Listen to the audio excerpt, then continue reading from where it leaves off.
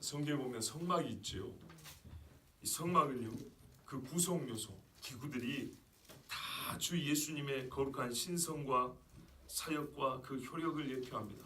그 사역이 무슨 효력을 갖고 있냐까지 예표합니다. 우리는 그 중에서 가장 잘 아는 것이 뭐냐면 법궤입니다.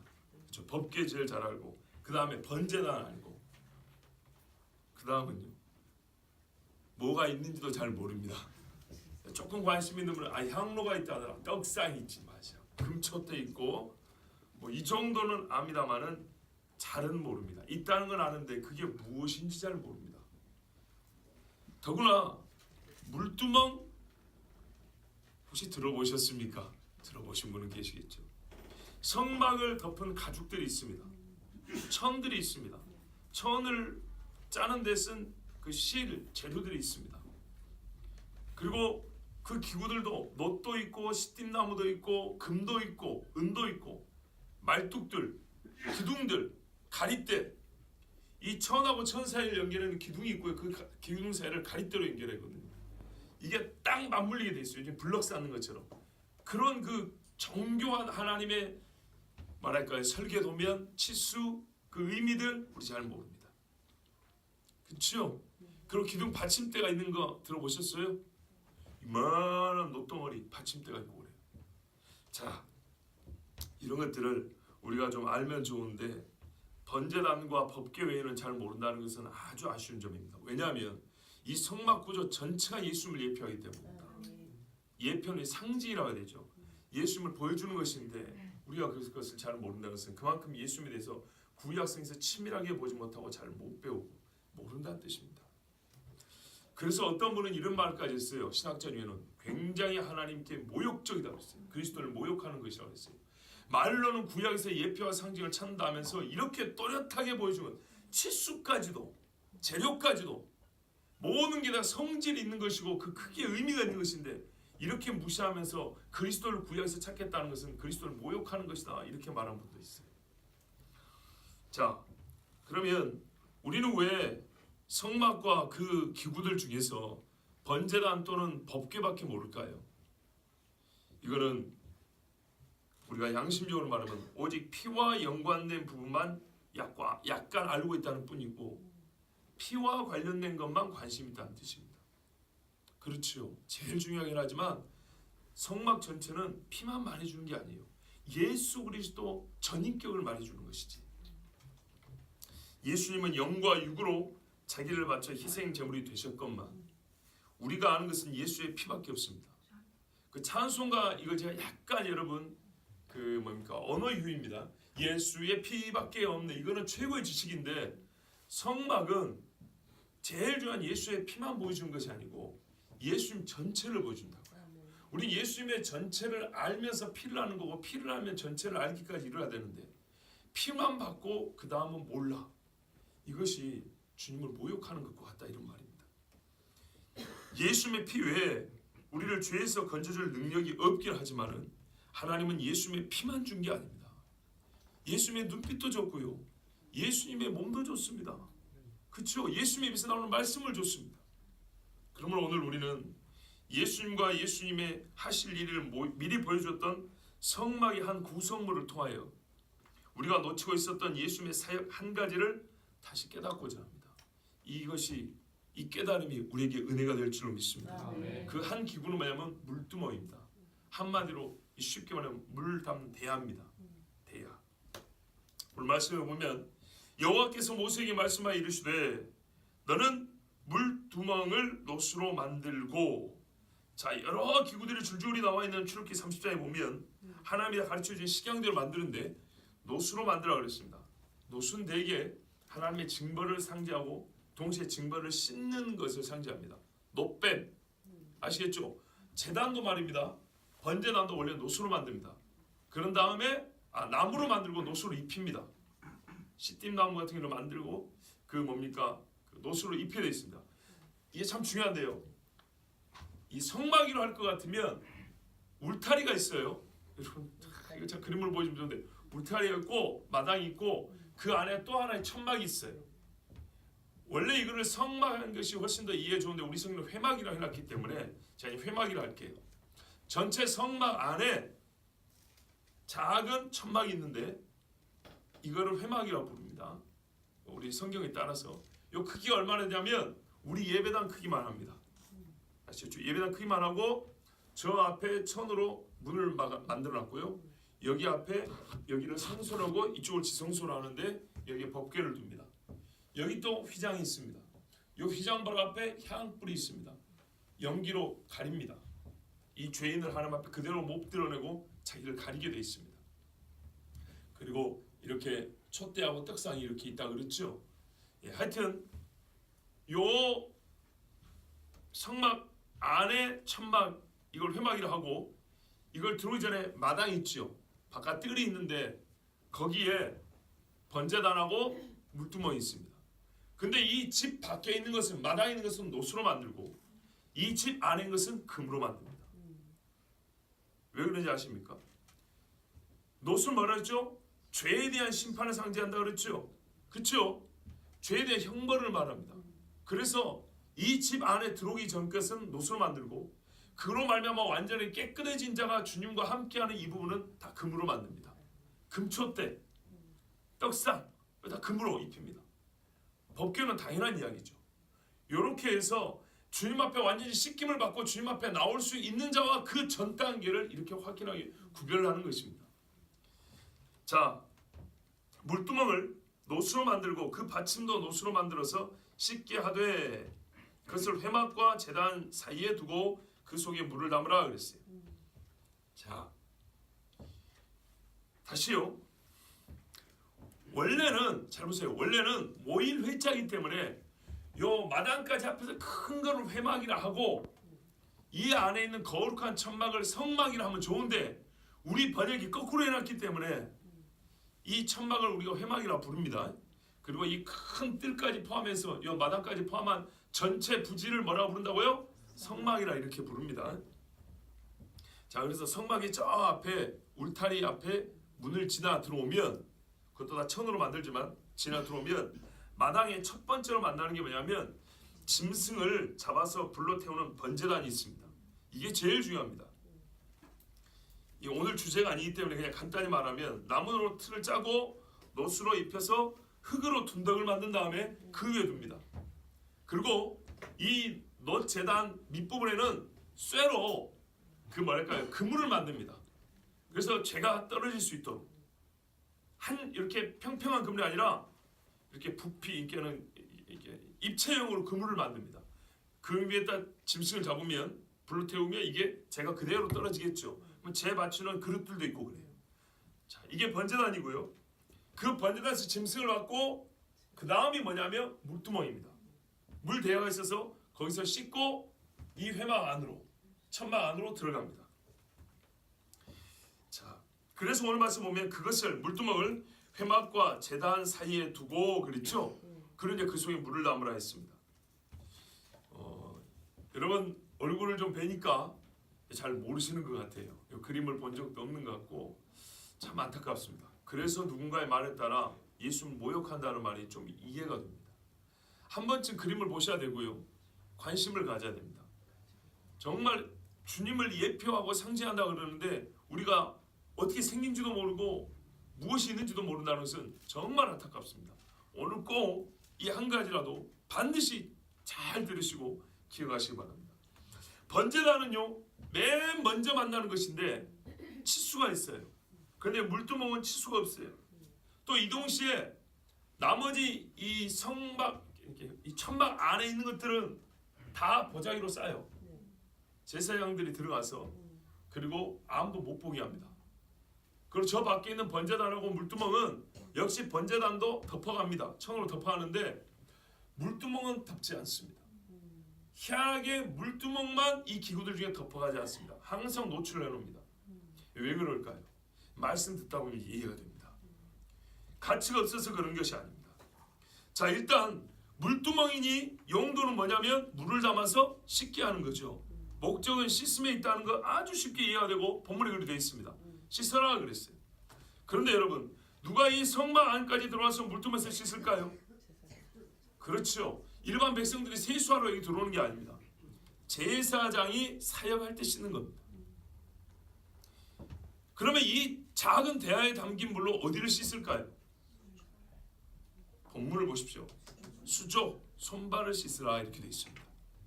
아론과 그의 아들들이 그 두멍에서 수족을 씻되, 제사장들이 손발을 씻는 곳이 바로 이 물두멍, 물대야입니다. 그렇다면 이미 이 물두멍의 용도와 사용권자는 정해져 있지요. 그럼 여기서부터 이 물두멍의 의미를 찾을 수 있는 겁니다. 제사장이 수족을 씻기 위하여 만들어진 기구, 곧 제사장이 정결함을 얻기 위하여 만들어진 기구입니다. 자, 그들이 회막에 들어갈 때 물로 씻어 죽기를 멸할 것이요, 제단에 가까이 가서 그 직분을 행하여 여호와 앞에 화제를 살을 때도 그리할지니라 그랬어요. 야, 이 씻음이 얼마나 중요한가 하니, 안 씻으면 어떻게 된다고요? 죽는답니다. 우습게 보면 안 되겠죠. 그런데 우리가 우습게 본단 말이에요. 이 물두멍을 있는지도 몰라요. 항상 이것을 씻는 게 아니고 회막에 들어갈 때 세수하러 오는 게 아닙니다. 제사장이 회막에 들어갈 때, 회막에 왜 들어갑니까? 이제 이걸 알아야죠. 그러니까 말씀을 계속 봐야죠. 뭐하러 들어가요? 회막에? 제일 폭넓게는 주님 만나러 들어갑니다. 들어간 일 맞습니다. 이 기름 채우러 가고요, 촛대, 그죠? 떡 교체하러 가고요, 향불 거기 이게 숯 교체하러 가고요.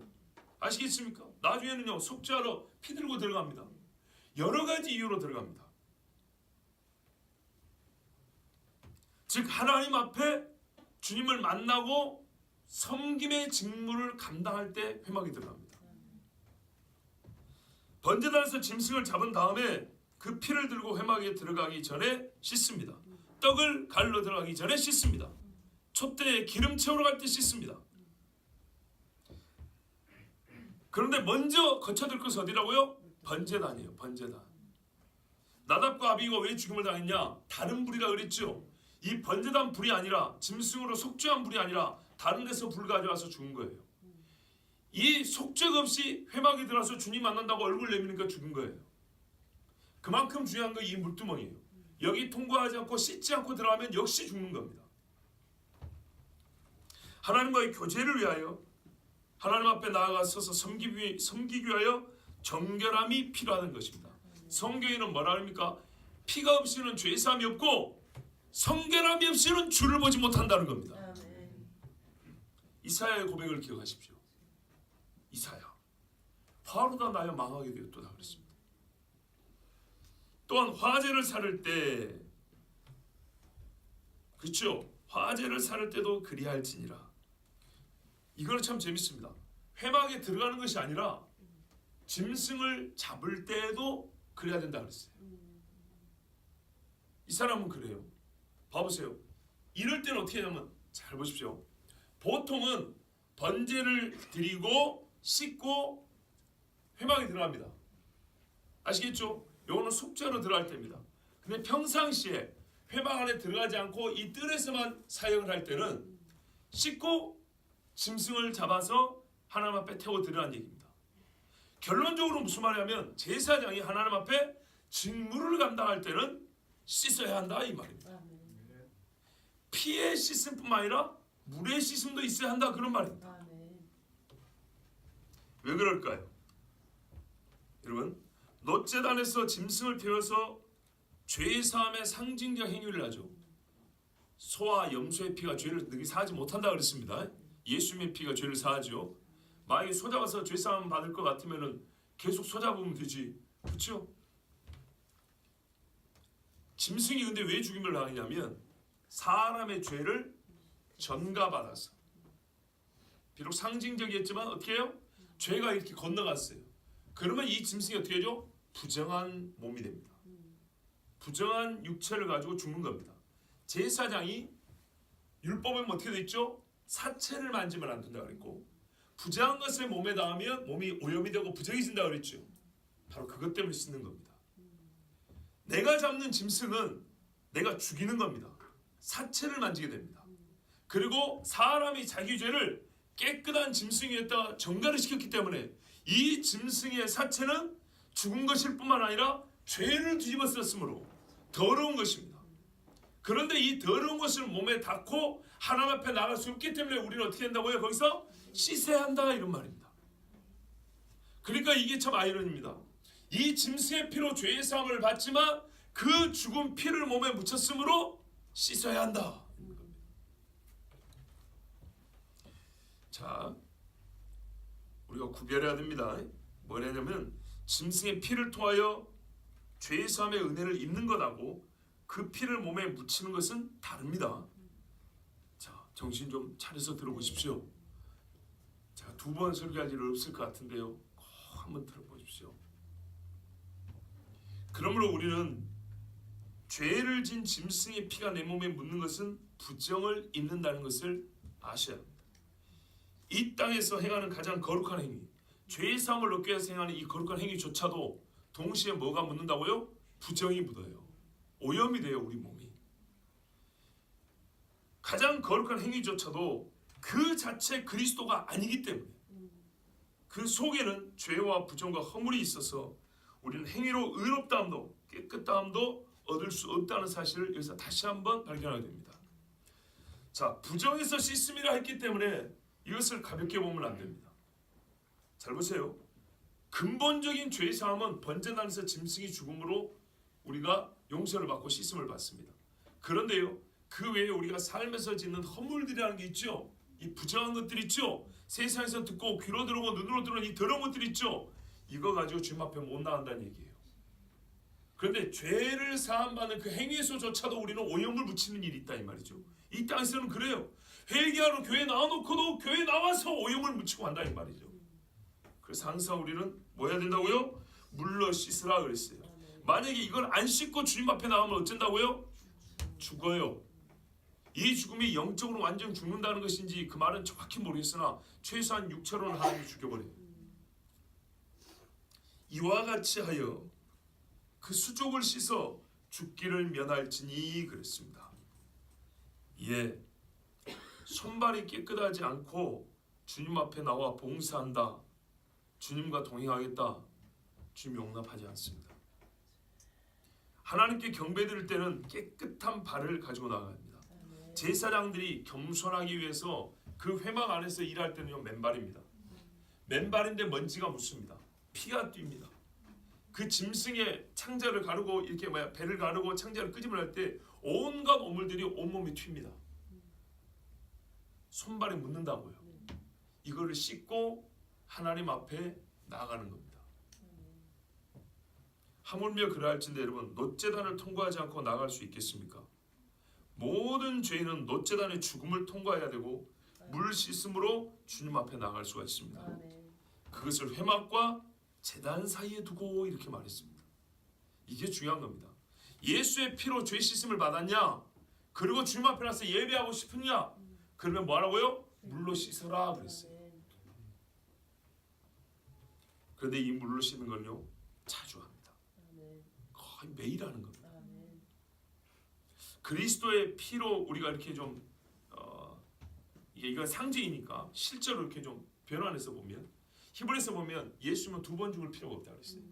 짐승 개수 잡아야 되지만, 그러니까 예수 그리스도의 피는 우리가 두 번 묻힐 필요는 없는데, 그 두 번 받아 먹을 필요는 없는데, 물로 씻는 것은 계속 반복돼야 됩니다.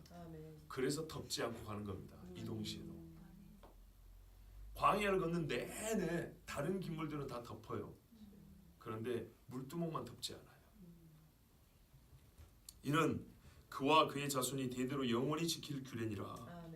물두멍으로 씻으면 영원한 규례라 했습니다. 그러면 오늘 우리도 주님 앞에 나갈 때 물로 씻고 나가야 합니까? 영원한 규례인데. 그렇습니다. 씻고 나가야 됩니다. 주님을 섬기는 직무를 감당할 때 물로 씻어야 합니까? 저 오늘 안내하고 식당 봉사하고 기도인도 하고 성례 집례하고 헌금위원하고 이럴 때 물로 씻어야 합니까? 성가대 할 때 물로 씻어야 합니까? 그렇습니다. 잘 보세요. 직무를 감당하러 주님 앞에 나갈 때 씻으라 그랬어요. 넓게 보면 예배하러 주님과 교제하러 나올 때 씻으라 이 말입니다. 하나님 앞에 예배하러 나올 때 씻고 나오라는 얘기입니다. 샤워하고 오라는 소리 아닙니다. 자, 여기서부터 참 중요한 겁니다. 이 물 씻음이 왜 중요한가? 주를 섬기고 주를 경외하고 경배하고자 하는 모든 자는 씻어야 합니다. 아멘. 제사장, 우리 제사장 아닌데요? 아니죠. 왕 같은 제사장이라면서요. 옛날에 제사장보다 우리가 훨씬 더 주님 앞에 자주 나온다는 거 아십니까? 아멘. 더 가까이 나간다는 거 아십니까? 왕 같은 제사장인 성도들은 이 규례를 지켜야 합니다. 누구든지 하나님을 섬기는 자, 곧 예배자는 이 규례를 지켜야 합니다. 아멘. 특별히 직분자들과 예배 봉사자들은 잘 드려야 됩니다. 하나님께 봉사의 직분을 받은 자는 거룩한 일을 위하여 날마다 물로 씻음이 있어야 합니다. 아멘. 이 주장에 제가 지금 이 말하는 설교의 근거를 예수님의 말씀을 통해서 확인해 보십시오. 한번 찾아보세요. 요한복음 13장 4절에서 10절입니다.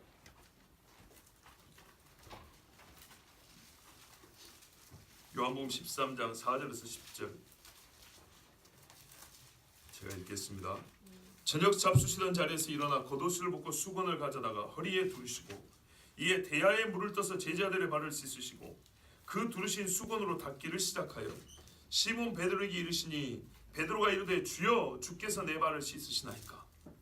예수께서 대답하여 이르시되 내가 하는 것을 네가 지금은 알지 못하나 이후에는 알리라. 베드로가 이르되 내 발을 절대로 씻지 못하시리이다. 예수께서 대답하시되 내가 너를 씻어주지 아니하면 네가 나와 상관이 없느니라. 시몬 베드로가 이르되 주여 내 발뿐 아니라 손과 머리도 씻어주옵소서. 예수께서 이르시되 이미 목욕한 자는 발밖에 씻을 필요가 없느니라. 온몸이 깨끗하니라. 너희가 깨끗하나 다는 아니니라 하시니. 아멘. 아멘. 보이십니까 이제? 아멘. 보이세요? 지금 주님은 높은 지위에 있는 자가 자기보다 낮은 지위에 있는 자를 육체로서 섬기는 모습을 연출하여 소위 이 시대 말하는 섬기는 리더십, 서번트 리더십 그거 보여주는 거 아닙니다. 주님의 의미심장한 말씀을 받으세요. 내가 하는 것을 내가 지금은 알지 못하나 이후에는 알리라. 아멘. 서번트 리더십, 섬기는 리더십이라면 굳이 이후까지 갈 필요가 어디 있습니까? 이거 보면 모릅니까? 이게 무슨 나중 가서 깨달을 일입니까? 아니 대통령이 아침마다 그러고 급식만 나눠줘도 그거를 뭐 나중에 2년 3년 지나야 깨닫냐 이 말이에요. 내가 너를 씻어주지 않으면 네가 나와 상관이 없느냐. 아니 그럴 것 같으면은 제자 처음 부를 때부터 씻어주시지. 그때부터 상관이 없으면 안 되니까 상관이 있어야 되니까. 서번트 리더십, 서번트가 종이란 뜻이잖아요. 섬기는 리더십. 아니 그럴 것 같으면 사마리아 동네 갔을 때 왜 제자들 뭐 뜨거워 죽겠는데 밥 사오라 하냐고요. 자기만 그대로 쉬고 있고. 그때부터 밥해 주시지. 예수님이 제자들 밥 차린 적 있어요? 부활하고 나서 고기 꾸준 적 한 번 있네. 맨날 제자들이 밥 차려왔지. 그죠? 제자들 배탈 때도 제자들 노조였지. 아니 이렇게 섬기는 리더십 보여줄 것 같으면 예수님이 노조고 다니시지. 아니 예루살렘 돌아갈 때는 왜 혼자 나귀 타고 들어가는데 다 걷고 가는 거 말이야. 무슨 말인지 아시겠어요? 그런데 우리는 고작 여기서 발세주나 우리 교회에서도 서로 사랑하고 섬기자고 틀린 건 아닌데 가장 기초적인 것만 본 거예요. 왜 이후에는 알리라 그럽니까? 마치 성령을 보혜사를 보내주니 성령께서 내가 너에게 이런 말을 가르쳐 줄 것이요 장래일을 깨닫게 해 주실 것이요. 그것처럼 성령이 임할 때야 깨닫는다는 거예요. 성령이 임하니까 뭐예요? 사도들이 뭐 어떻게 됐죠? 구약 성경을 본문으로 예수를 설교하게 됐죠. 바로 그 이야기입니다. 성막을 통하여 나를 보여주는데 내가 하나도 깨닫지 못했어요. 하나도. 근데 예수님은 성막에서 했던 일을 가지고 자기를 설명해 줬어요. 성막이라는 용어는 쓰지 않았는데 실제로 예수님의 전 사역은 성막에 있었을 때 그대로 본 거예요. 촛대 나는 빛이요 떡이요. 아시겠습니까? 나는 말씀이요. 나는 지파의 목자요. 내가 너희 함께는 장막집이요. 이렇게 다 보여줬어요. 제자들은 아직 예수님의 사역에 있어서 필수 요소가 무엇인지 다 알지 못합니다. 그 깊은 의미를 깨닫지 못하고 있습니다. 그들이 성령의 조명하심을 받아 성경을 다시 보게 될 때야 깨달을 수 있었습니다. 바울을 포함하여 모든 사도가 구약 성경을 완전히 다시 보게 된 것은 그들의 말이나 그를 통해서 우리가 깨달을 수 있습니다. 그죠? 이 사람들이 성령을 받은 이후에서야 구약 성경을 제대로 이해하게 됐다는 것을 우리가 깨달을 수 있습니다. 그들의 설교 내용을 보면 알아요. 바울은 예전에 배설물로 여겼다 그랬죠. 그런데 어찌 우리가 말씀을 배우지 않고 이 신비를 알 수 있었겠습니까? 그러니까 무시하고 넘어가는 겁니다. 물 뜨면 그냥 손 씻고 들어가라는 얘기지 더러우면 안 되니까 이 정도로만 생각한 겁니다. 예수님이 수족을 씻고 발세주고 하니까는 그거를 가지고 그냥 우리가 높은 사람이 가끔 어린 사람들한테 고기도 좀 숙일 수 있어야 돼 이 정도로만 생각한 건데 이거는 예수님이 여러분 성만찬을 주면서 십자에서 물과 피를 다 쏟으시더라 그것을 지금 보여주는 건데 전혀 예수님의 사역과 연관을 보시는 겁니다. 본질적인 사역과 노제단의 번제가 그리스도의 육체를 짐승의 피가 그리스도의 피를 상징한다면 물이 상징하는 바는 무엇입니까? 우리가 주를 섬기러 나올 때 매번 내 몸을 씻을 그 물은 무엇입니까? 소위 말하는 분자기호 H2O입니까? 물입니까 그냥? 이거 물? 아닙니다. 물은 말씀을 상징합니다. 요한복음 15장 3절에 이렇게 씻은 다음에 이제 너희는 내가 너에게 일러준 말로 깨끗하게 되었으니 그랬습니다. 발수해준 다음에 뭐라요? 일러준 말로 깨끗하게 되었으니 이 발수는 상징이었고 실제는 너희가 어떻게 깨끗함을 받는다? 말씀으로 깨끗함을 받는다는 겁니다. 베드로전서 1장 22절에도 너희가 진리를 순종함으로 너희 영혼을 깨끗하게 하여 진리를 순종할 때 우리가 뭐 된다고요? 영혼이 깨끗해진대. 그러면 진리가 뭡니까? 요한복음 17장 17절에 아버지의 진리로 그들을 거룩하게 하옵소서. 보세요. 진리로 거룩하게 되는 건데 아버지의 말씀은 진리니이다. 말씀으로 우리가 깨끗함을 받는다 그랬어요. 시편 119편은 말씀 시편인데 청년이 무엇으로 그 행실을 깨끗하게 하리까? 주의 말씀만 지킬 따름이니이다. 아멘. 말씀으로 청년도 깨끗해집니다. 아더 핑크라는 목사가 이렇게 말했어요. 이와 같이 그 물두멍은 그리스도를 그 백성을 정결하게 하시는 자로 가리키며 그리고 그 물은 이를 위하여 주님이 사용하시는 말씀을 가리킨다 그랬어요. 그러면 말씀이 어떻게 우리 깨끗하게 할까요? 그냥 말씀을 읽으면 깨끗해집니까? 그게 아닙니다. 말씀이 우리를 비추죠. 말씀을 읽고 우리가 죄를 깨닫죠. 율법이 아니면 죄를 깨닫지 못한다 했죠. 이렇게 우리를 깨끗하게 하는 겁니다. 예수를 믿고 났더니 매사에 말씀이 나를 비추는 거예요. 모든 일에 말씀이 나를 따르면서 나를 말씀으로 평가를 해주는 거예요. 하나님 말씀에 따르면 너는 지금 이렇다 저렇다 너는 틀렸다 옳았다 잘했다 잘못했다 이렇게 말씀이 어떻게 하죠? 잘못했다는 마음의 양심이 찔림했을 때 용서하여 주시옵소서 회개를 합니다. 이래서 깨끗함을 받는다는 것입니다. 암송으로서 깨끗해지는 게 아니고요. 물론 예방적 차원에서 깨끗해집니다. 하나님의 말씀이 죄를 지랄 때 안 돼! 하고 딱 잡습니다. 또 지고 난 다음에 어떻게 해요? 하나님의 말씀이 내 양심을 칩니다. 회개하라. 그래서 말씀이 우리를 깨끗하게 하는 겁니다. 점점 정결한 신부로 세워갑니다. 이 정결함 하나님과 백성 사이의 온전한 교제를 위한 필수 조건을 위하여 그리스도는 자기 몸을 교회를 위하여 주셨습니다. 신부인 교회가 신랑 예수와 완전한 연합을 이루게 하시려고 자기 피와 물을 주셨습니다. 두 번째 본문이죠. 요한복음 5장 25절에서 27절 한번 보겠습니다. 26절까지 아니 27절까지 한번 보겠습니다. 에베소서 25절에서 27절 우리 천천히 같이 읽겠습니다. 시작. 남편들아 아내의 사랑하기를 그리스도께서 교회를 사랑하시고 그 교회를 위하여 자신을 주심같이 하라. 이는 곧 물로 씻어 말씀으로 깨끗하게 하사 거룩하게 하시고 자기 앞에 영광스러운 교회로 세우사 티나 주름 잡힌 것이나 이런 것들이 없이 거룩하고 흠이 없게 하려 하심이라. 아멘. 아멘. 예수님은 십자가에서 신부의 죄값을 치름으로 이렇게 몸값을 치름으로 그 몸을 사서 자유케 하셨습니다. 종된 여인이 아니라 내 신부인 여인이 되게 하셨습니다. 그리고 자기 물을 다 쏟으심으로 자기 신부를 친히 깨끗하게 하시는 신랑이심을 보여주셨습니다. 이런 것 주께서 우리에게 주신 말씀으로 우리 몸과 육체의 삶이 항상 주의 신부의 정결함을 보존케 하시기 위하여 주신 것입니다.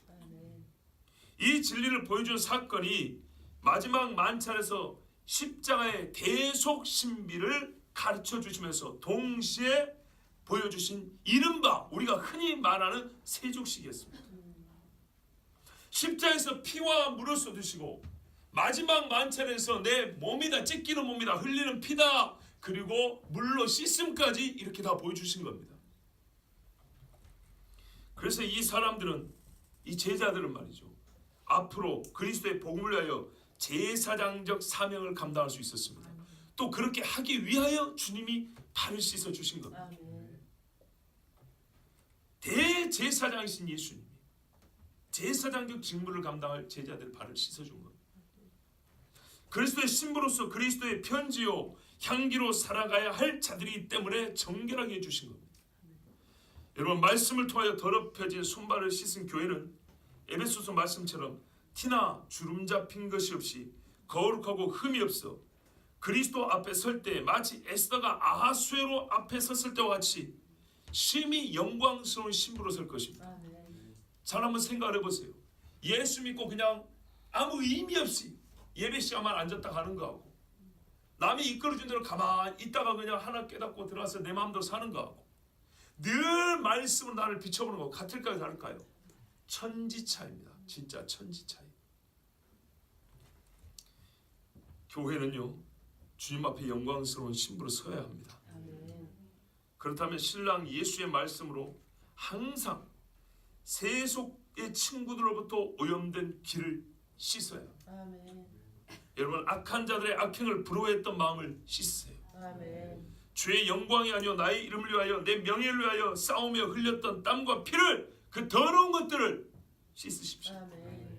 하나님 앞에 나와 예배하며 분노하고 판단하고 불화하며 미움으로 가득한 마음을 주의 말씀에 비추어 씻으십시오.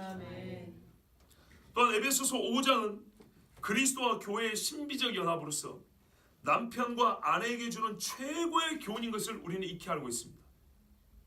그 말씀 놓치면 안 되겠죠? 특히 가정생활하는 대부분이 그런데요. 우리 신랑 신부들 옛날 그렇게 불렀죠. 남편과 아내인 분들은 잘 들으십시오. 남편들아, 25절 보세요. 남편들아, 아내 사랑하기를 그리스도께서 교회를 사랑하시고 그 교회를 위하여 자신을 주심같이 하라. 이게 십자가 이야기합니다. 이 땅의 남편들이 자기 아내 사랑함에 있어 본질로 삼고 가장 힘써야 할 일은 그리스도께서 교회를 사랑하시고 그 사랑하는 그 교회를 위하여 자신을 주심같이 아내들이 물로 씻음 받아 거룩하고 정결하게 하는 일입니다. 이를 위하여 남편의 입에서는 꿀같은 하나님의 말씀이 떨어져 나와야 되고요. 시원한 계곡의 물과 같은 하나님의 말씀이 끊임없이 흘러나와야 합니다. 이것이 진짜 아내 사랑하는 남편의 참모습입니다. 이 일이 거꾸로 되어도 나쁘진 않습니다. 성경에 이런 말씀도 있죠. 믿지 않는 남편을 둔 아내에게 하는 말씀도 있죠. 너의 이 복음적인 선한 삶으로 말미암아 남편이 너를 보고 죽게 나올 줄 누가 아느냐? 이런 말씀도 있지만은 가장 이상적인 모습은 남편의 입에서 하나님의 말씀이 흘러나와 아내가 거룩하고 정숙한 여인으로 세워지는 모습입니다. 이게 최고입니다. 최고. 그리고 자녀들이 하나님의 말씀으로 항상 씻음을 받고 깨끗한 젊은이들로 자라는 것입니다. 남편들은 무엇을 해야 되는지 아시겠지요? 한번 해보십시오.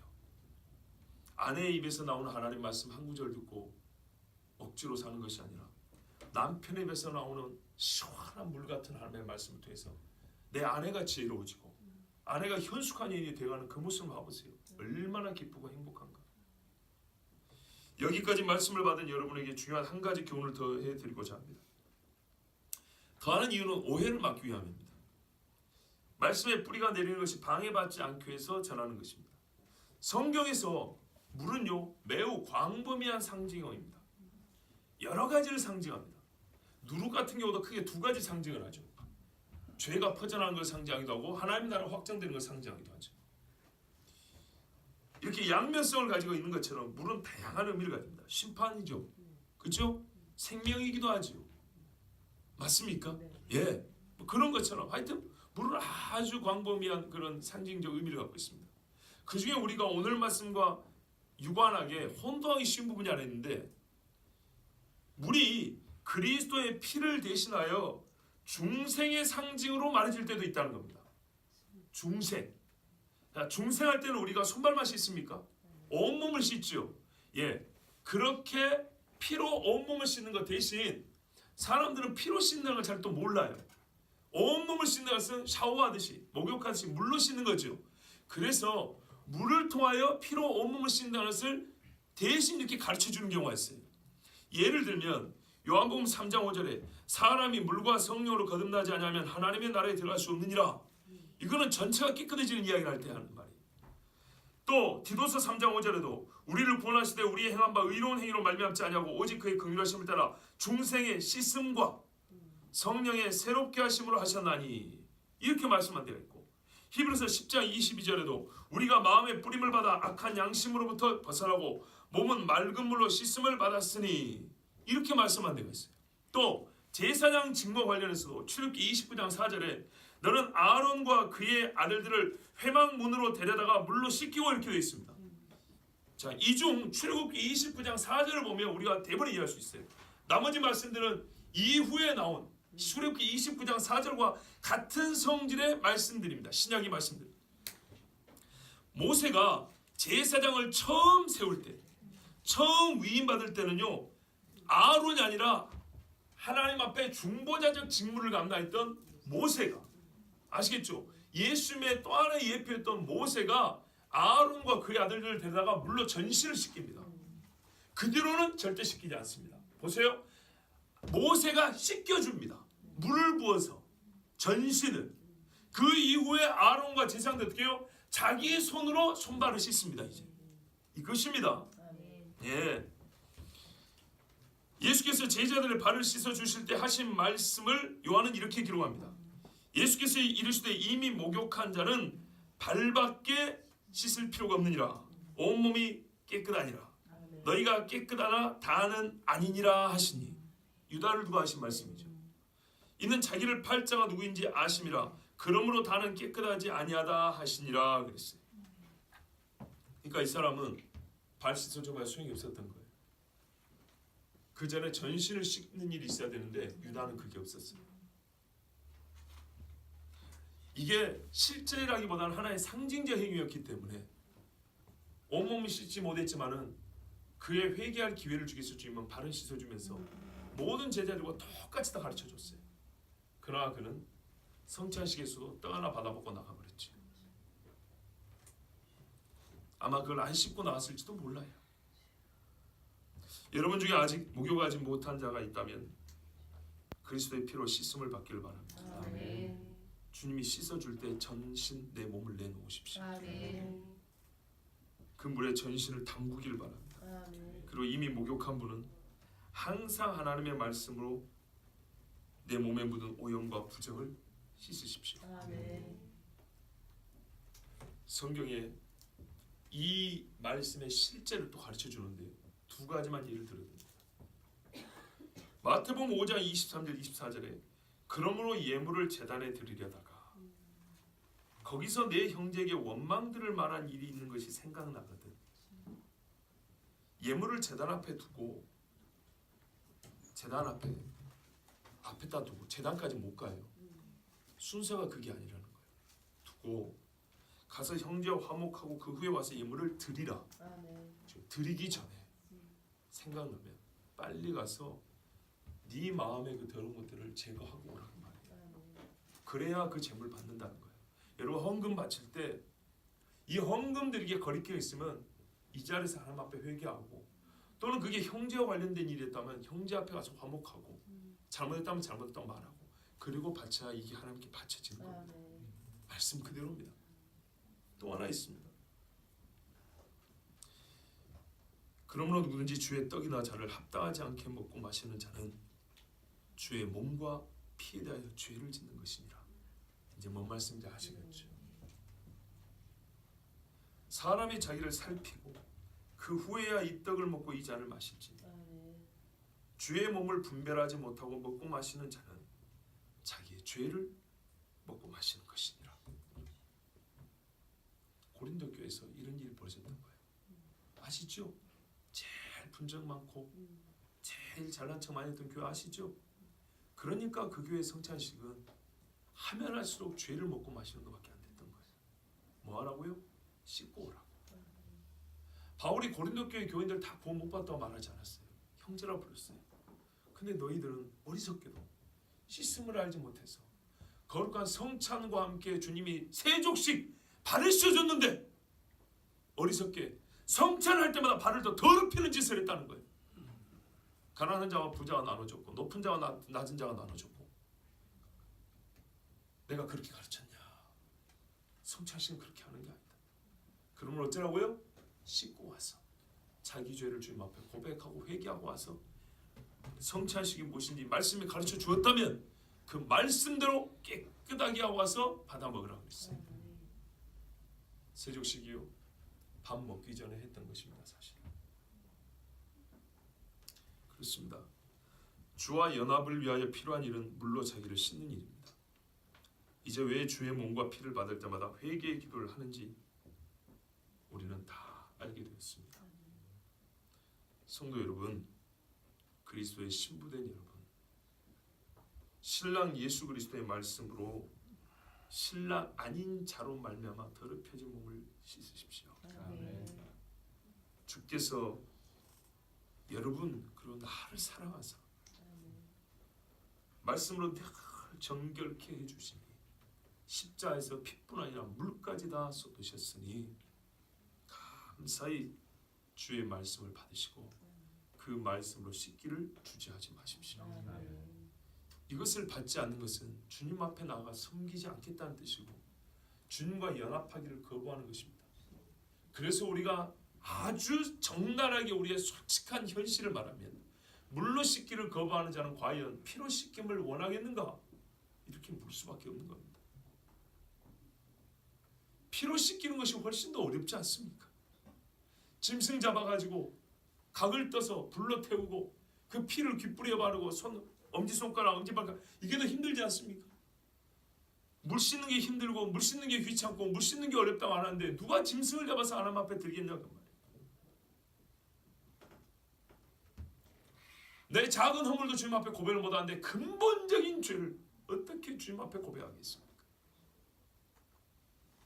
그래서 매일의 회개가 없는 사람은, 매일의 자기 돌아봄이 없는 사람은, 하나님의 말씀으로 정말 입에 달고 하나님의 말씀으로 저희를 비춰보지 않는 사람은 근본적으로 과연 예수의 속죄 피를 받아 마신 자인가? 자기 자신의 믿음을 그렇게 의심해 볼 수밖에 없는 겁니다. 이거는 살기 위하여 주신 말씀입니다. 살아있는 사람이 이 귀를 열어 들을 수 있죠. 예, 우리가 호흡이 있을 동안에 주님 주신 말씀입니다. 그러므로 예수의 피를 아직 맛보지 못한 분들은 꼭 예수의 피로 말미암아 죄 씻음을 받고 예수의 피로 죄 씻음을 받은 후에도 우리는 살면서 가장 거룩한 일을 한다고 해도 세속에서, 세상 친구에서 신랑 아닌 자들로부터 오염과 부정을 묻혀오기 마련이니 신랑 앞에 나갈 때 항상 신랑이 주는 말씀으로 그 물로 씻음을 받아 정결하게 나가 주 예수 그리스도와 연합한 하나님의 자녀들 거룩한 신부 되길 바랍니다. 아멘.